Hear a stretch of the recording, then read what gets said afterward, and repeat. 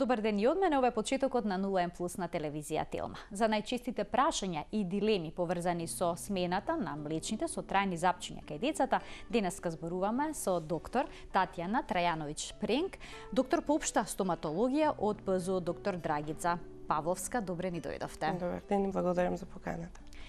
Ова е една интересна тема, која што досега не сме ја начнала, не сме обработила. Сме зборувале неколку пати за млечните заби, ќе започнеме повторно од таму, а потоа ќе стигнеме и до онаа промена која што е неминовна во одреден период од животот.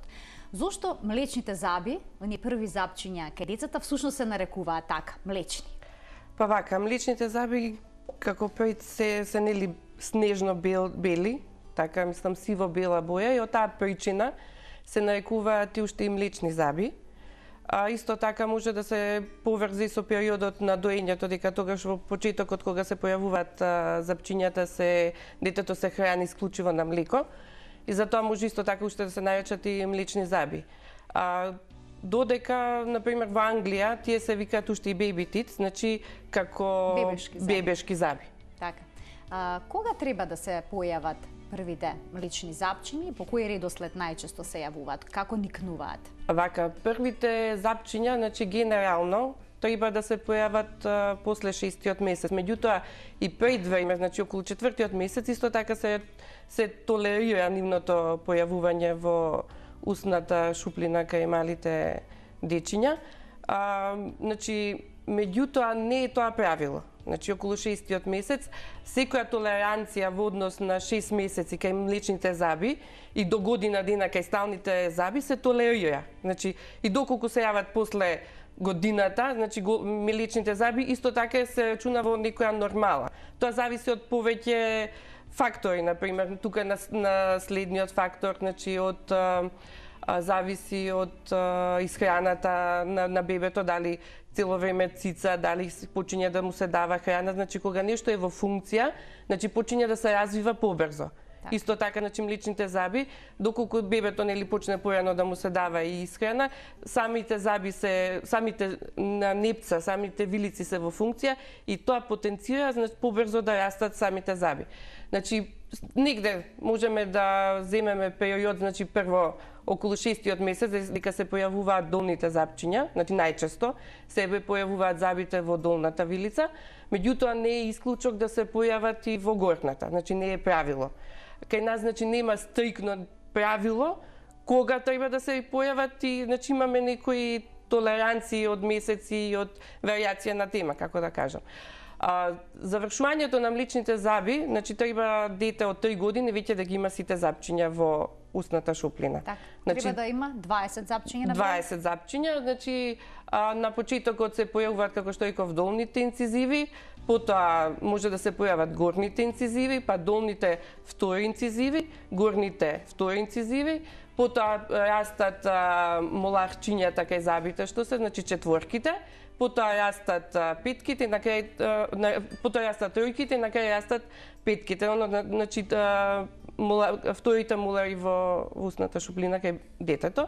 Тие растат некаде, значи прво растат во долната, па во горната и некаде околу 33-тиот месец веќе треба да се изникнат и сите запчиња млечни во устната шуплина, значи веќе со 3 годишна возраст децата треба да ги имат сите запчиња. Така.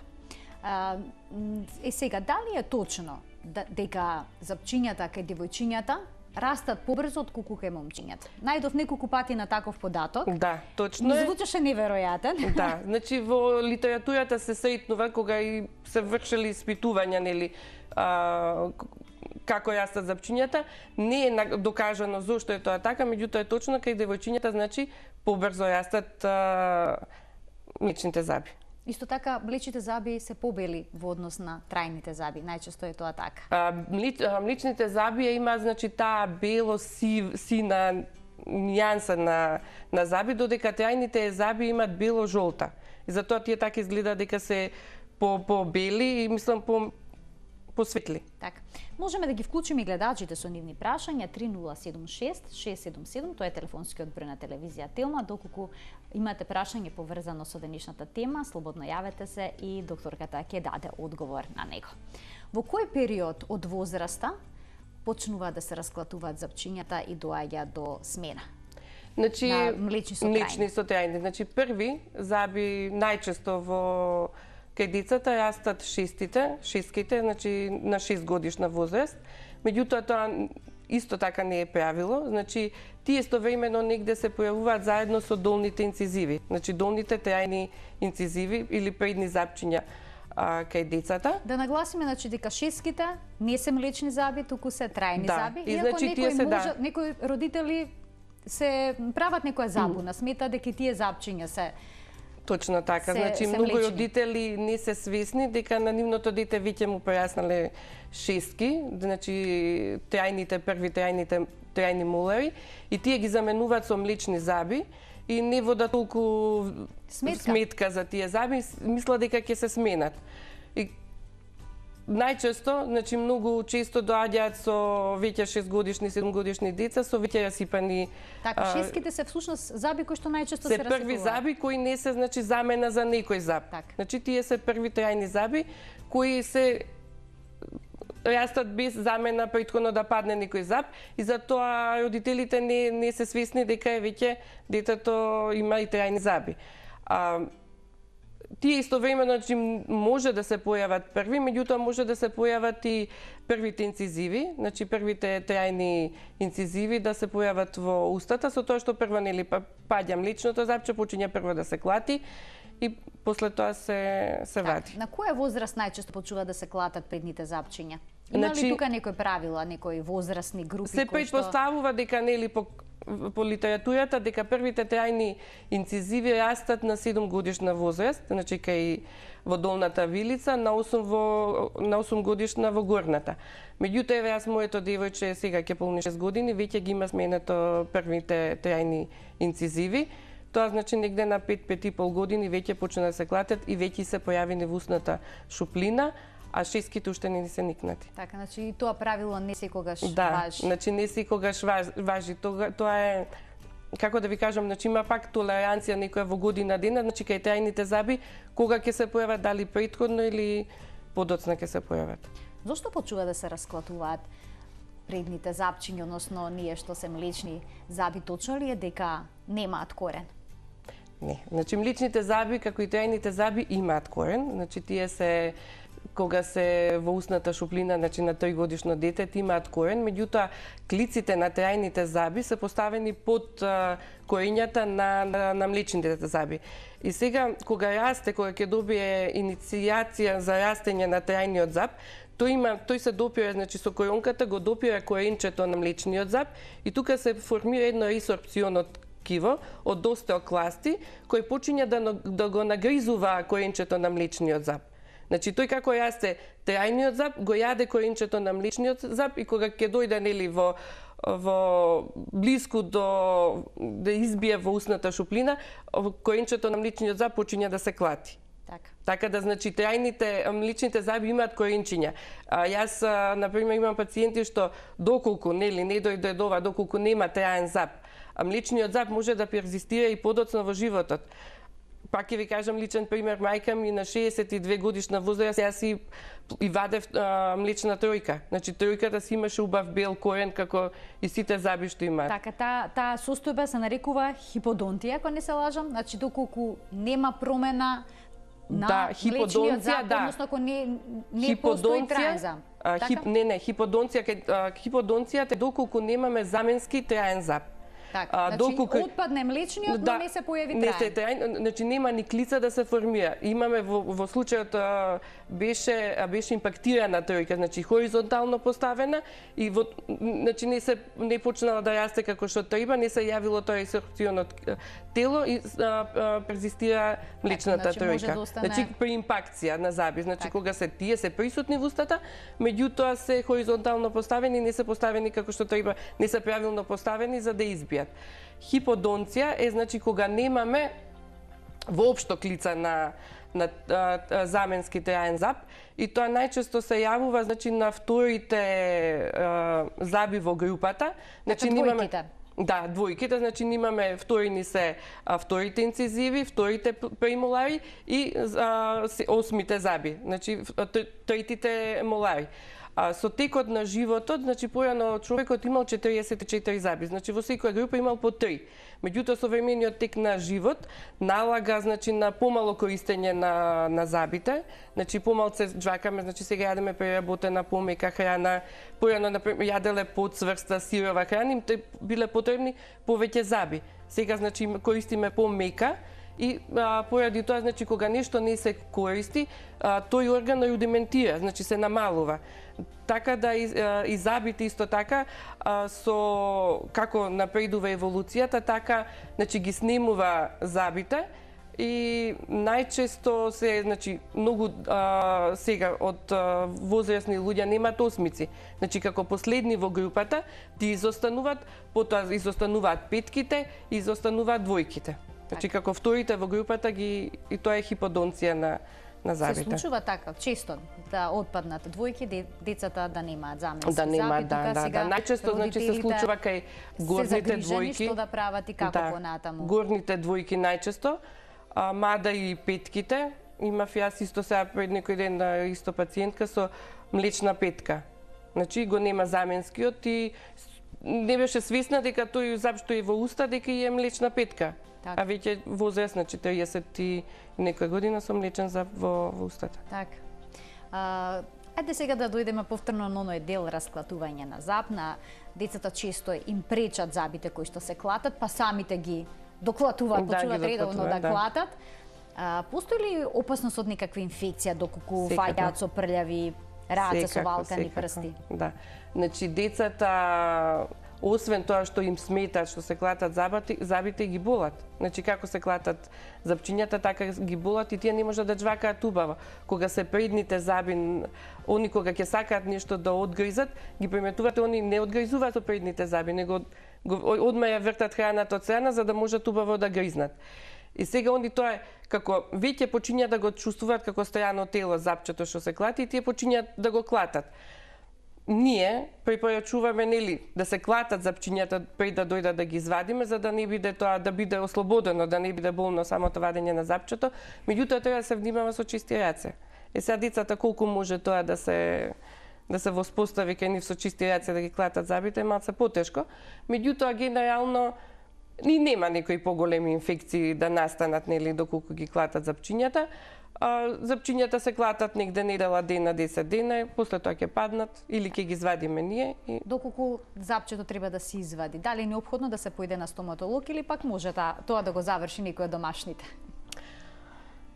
Сега, значи убаво е да се дојде на стоматолог. Значи прво детето ќе биде порастеритено тоа дека нели нема да биде неуспешно вадењето кај стоматологот е стално успешно да се извади, меѓутоа порано кај нас мајките не ги ваделе забите, значи бабите не ги ваделе, така да и не е толку страшно ако се извади запчето и дома. Меѓутоа треба да се внимава да биде нели со чиста газа, да биде тоа со или едноставно чисто памучно мајамче, за да нема дополнителна некоја инфекција на запчето. Пред да го вклучиме гледачот со прашање, само уште да ве прашам, што по вадењето на забот, како треба да се постапи?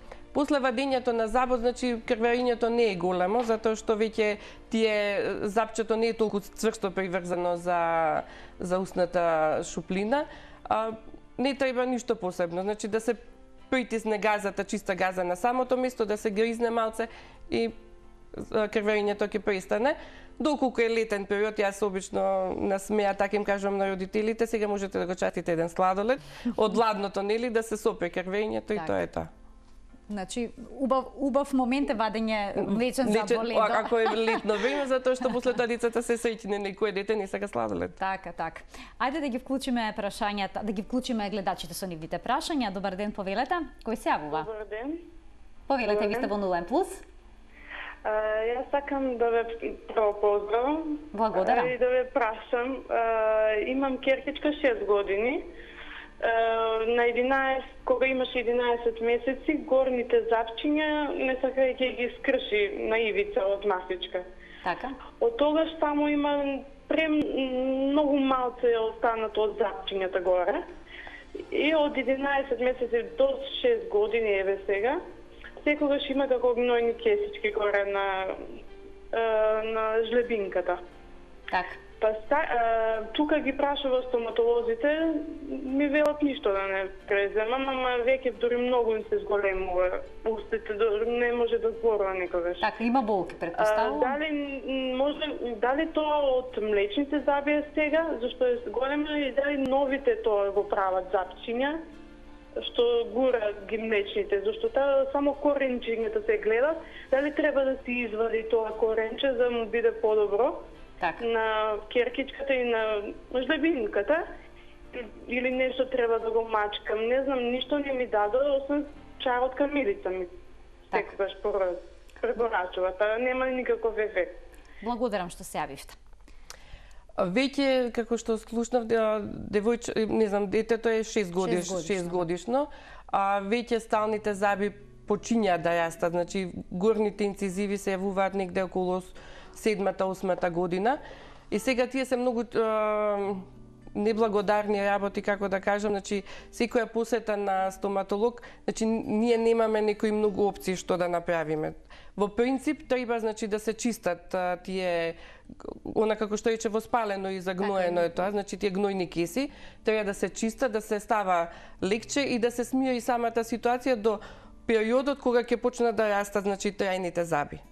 Значи тоа е најдобро, мислам, да се направи една снимка, да се види она како што кажа пациентката, девојчето паднала на 11 месечна возраст. И сега тука има малце дали во тој пат кога паднала, значи дали само ги скршила инцизивите или пошто тие запчиња имаат и корења. Корењата може да ги поместат клиците.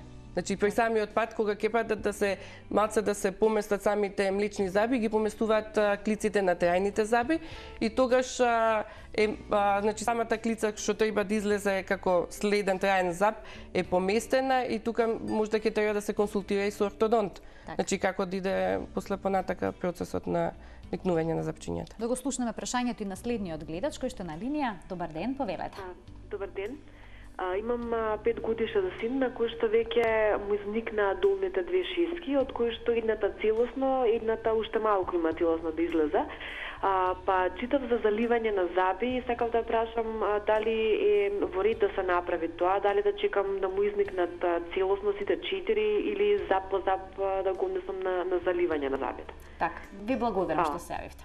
Ова е едно одлично прашање. Да, заливањето на забите значи настанува во моментот кога целосно изникнат забот во устната шуплина и не треба да се чека да изникнат сите заби, затоа што забите значи заливањето е потребно додека растат, значи кога ќе се појави самиот заб во устната шуплина, значи целосно излезен, тој уште ја нема достигнато таа жвакална рамнина како што имаат од млечните заби. Во тој период е најдобро да се залее забот, затоа што детето кога жвака не го користи тој заб, значи нема само чистење на забот, се задржува повеќе храна, во четкањето он значи исто така е понизок од другите заби, исто значи не може да го фати убаво со четката, така да се препорачува значи како ќе никне забот во устата, така да се залее. Значи најдобрите ефекти тогаш се постигнуваат, затоа што залевањето на забите додека се здрави забите. Значи додека нема никакви пигментации, нема никакви промени. Доколку не се поведе сметка, изникне забот, почна да се собираат остатоци од храна, тој ќе почне да се разјадува, да се расипува и тогаш веќе не е можно заливањето на забите. Кога зборуваме за неправилно никнување на трајни заби, колку е тоа често? Колку често се случува млечниот заб да не се расклати, да не падне, а позади него да никне трајниот заб. Тука имаме и фотографии, можеме да го инсертираме овој дел од разговорот, како се реша во вас состојба. Да, значи многу често. Многу често, значи долните заби, клиците на долните заби се поставени зад. Така? Да, значи зад во долната вилица, ова мислам дека во горна вилица. Ова е сега на горната, конкретно еве на горна, да. Значи многу често се разидуваат, значи тоа коронката на трајниот заб, значи со ресорпционот од тело со коренчето на забот на млечниот зап. И во тие случаи кога се разидуваат, значи ги имаме ние појавата на двата заба, на млечниот и на сталниот зап во устната шуплина, и тогаш се препорачува значи да се извади млечниот зап за да се направи место, за да може да се постави на некој начин колку што е можно само трајниот зап. Меѓутоа до одредена возраст се толерира тоа, после тоа значи ние како општи стоматолози даваме упат до специјалист ортодонт и тоа после се решава со ортодонски третман. Ова е многу често затоа што значи вилицата може децата од вилицата да наследат од едниот родител, забите од другиот родител, значи едниот родител да има мала вилица, ситни заби, другиот да има значи крупни заби, широка вилица, меѓутоа обратно ако ги наследи забите ситна вилица, крупни заби, значи он не може да се сместат сите заби во тој простор и тогаш се јавуваат најчесто вакви промени. Така. Се решава ли некој овој проблем со вадење на здрав зап за да се отстапи место? Да, се решава, значи тоа, меѓутоа тоа е веќе во повозрастни, значи негде децата кога имаат 9-10 години, значи кога ќе почнат да растат првите премолари, и најчесто заби што се вадат се првите премолари, значи во фронтот, инцизивите и канините никогаш не се чепкаат, најчесто се вадат значи првите премолари, одлучи доктора дали четворката, петката, некогаш се вадат и трајните молари, ако е повозрасно детето, па тие се значи ендодонски веќе третирани заби и така мислам се смета дека се тие најповолни за вадење на забите. Ајде да го вклучиме и гледачот кој што е на линија. Добар ден, повелете, кој се јавува? Добар ден. Повелете, кој е вашето прашање? Мајка на дечиња од 12 и 10 години. Така. Ме интересира, децата ги носат на систематски стоматолошки преглед после училиште со неизмиени заби им ги залеваат забите. Колку е тоа во ред? Така. Ви благодарам што се јавивте. Само тоа ме интересира. Така. Да, значи Дали децата ги носат децата после после училиште, децата не си ги мијат забите, меѓутоа значи пред да се залеат фисурите, докторот ги четка забите. Значи ние имаме специјални пасти за полирање, специјални четки и самото заливање значи се извршува на тој начин што прво се четкаат забите, се измиваат со вода, после тоа се става една киселина за само нагризување на самата површина од забот, заливката, односно заливачот подобро да се залепи до самиот заб. Така да не е проблем ако не се измиени забите, значи дома детето ако не си ги измило, значи стоматологот му ги мие, да, значи ги мие. Тоа ќе го направи наместо детето. И сосема на крај, уште оба прашање, се случува ли да доцни промената на забите? До некаде одговоривме со тоа, но што да се преземе во таков случај? Доколку доцни? Доколку доцни, значи доцнењето на забите не можеме да го сватиме значи генерално како некој голем проблем, затоа што прво избивањето на забите на млечните заби доколку е подоцна, значи смената на трајните заби исто така ќе биде подоцна, така да се толерира како што реков трајните заби до година дена од дозволеното, доколку се случува тоа, значи се оди на стоматолог и се решава проблемот со општ стоматолог, со ортодонт, со орален, можда некојаш хирург, доколку се тие импактирани и значи проблемот се решава, за се има решение. Значи да, во денешно време се е решливо. И еве само јас да прочитам што се прави со млечниот зап кој што испаднал, има неколку обичаи кај нас и во светот. Кога на бебето ќе му никне првиот зап, се прави сутлијаш. Веројатно тоа е врзано со белата боја на оризот, што е символизира и бојата на забите. Кога ќе падне млечното запче, кај нас најчесто се фрла на кров. Во Англија и Америка децата го стават забот под пирница и по него доаѓа добрата вила за да остави подарок. Тоа се почесто и кај нас, се практикува. Во Полска пак децата своите млечни заби ги засадуваат во дворот, бидејќи веруваат дека на таков начин трајните заби ќе растат побрзо и ќе бидат појаки. Во Русија млечните заби ги викаат глувчи заби, па забот што ќе им испадне децата го стават под кревет за да го најдат глувчињата. Ви благодарам што бевте дел од Нулен Плюс. Ви благодарам и вам што не следевте. Пријатно.